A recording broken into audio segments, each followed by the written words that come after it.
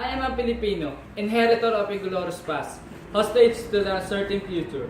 As such, I must prove equal to a twofold task: the task of my meeting my responsibility to the past, and the task of my performing my obligation to the future. I sprung from a hard race, child of many generations, removed of ancient Malayan pioneers.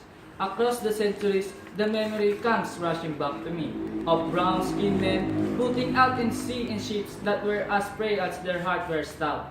Over the sea I see them come, borne upon the billowing wave and the whistling wind, carried upon in the mighty swell of hope, hope in the free abundance of new land that was to be their home and their children's forever. This is the land they sought and found, every inch of shore that their eyes were set upon, every hill and mountain that become to them with a green and purple invitation, every mile on the rolling plain that their view encompass, every river and lake that promise a plentiful living in the purpleness of commerce is a hollow spot to me. By the strength of their hands, by every right of law, human and divine, this land and all appurtenances thereof, the black and the fertile soil, the seas and lakes, rivers teeming with fish, the forests with their inexhaustible wealth in wildlife and timber, the mountains with their bowels swollen with minerals. The whole of this rich and happy land has been, for centuries without number, the land of my fathers. This land I received in trust from them, and it will pass it to my children, and so on, the world no more. I am a Filipino. In my blood runs the immortal seeds of heroes.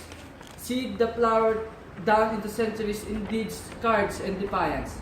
In my veins yet pulses the same hot blood that sent Lapu-Lapu to battle against the alien foe that drove Diego Silang and Dagoy into the rebellion against the foreign oppressor. That seed is immortal. It is a self-same seed that flowered in the heart of soil self that morning in Bagong Bayan.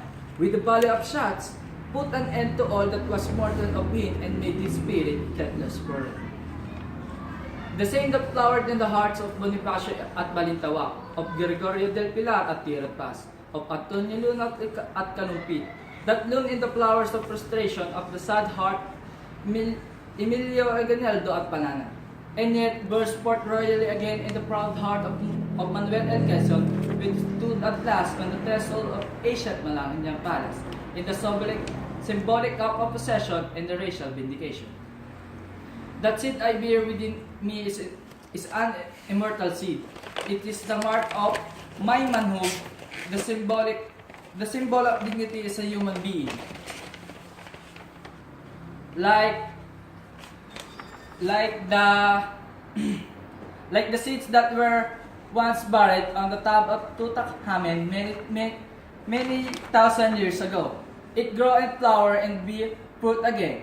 It is the ensign of my race in my generation is but a strength in the unending search of my people for freedom and happiness. I am a Filipino, child of the marriage of the East and the West.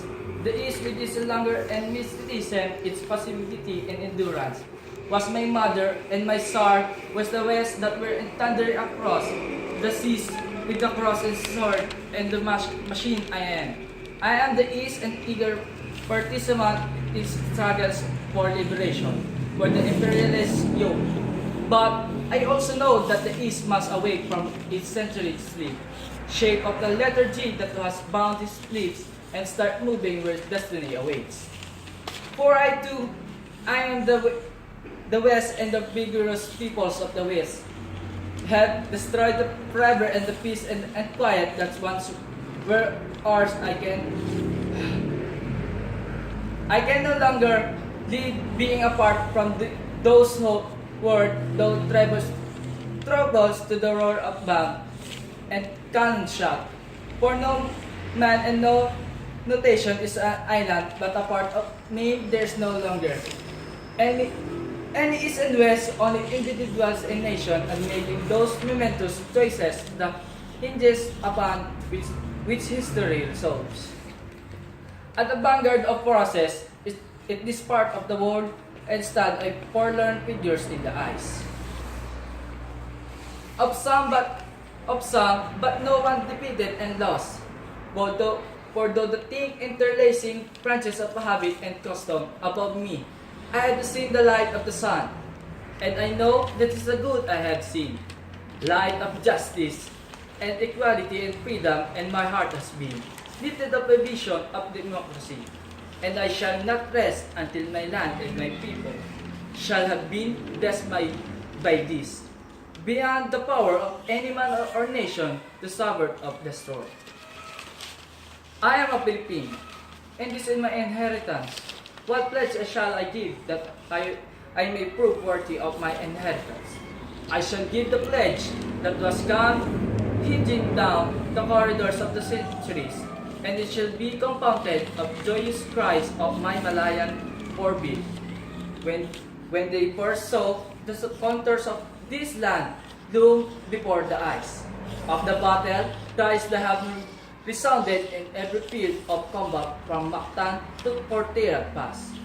Of the voice of my people, when they sing, land of the morning, child of the sun returning, never shall invaders trample this scarred shore. Out of the lush green of these 7,000 isles, out of the heartstrings of 60 million people vibrating of one song, I shall weave the mighty fabric of my pledge, out of the songs of the farmers and uprise.